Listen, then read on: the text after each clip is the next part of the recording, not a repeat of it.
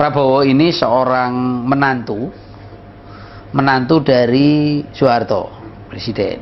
Dan dia boleh dikata adalah orang berusia termuda yang sampai kepada pangkat jenderal di dalam sejarah Indonesia, orang yang paling cepat.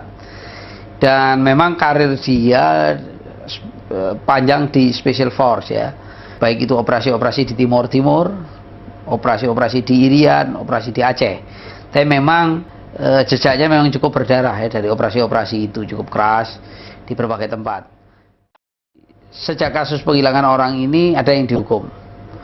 Pertama dari Special Force ya, dari Kopassus. Ada 11 orang Kopassus di membentuk apa yang disebut tim mawar penculikan terhadap 9 orang, sorry.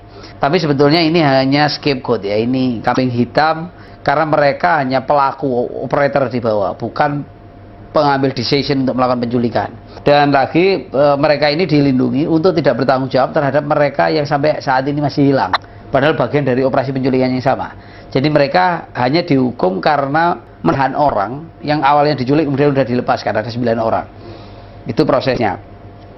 Di samping itu memang ada 2 orang jenderal ya, dan 1 orang kolonel yang dicopot jabatannya karena kasus-kasus penculikan ini.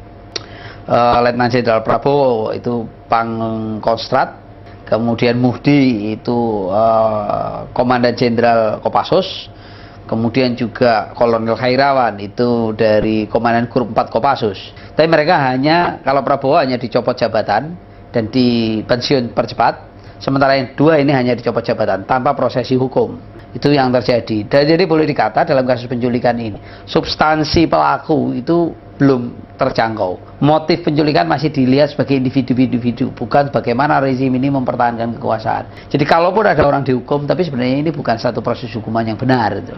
Cuman ini karena tekanan begitu besar dari masyarakat sehingga harus diakomodasi sebatas yang mungkin oleh militer dianggap aman bagi dirinya.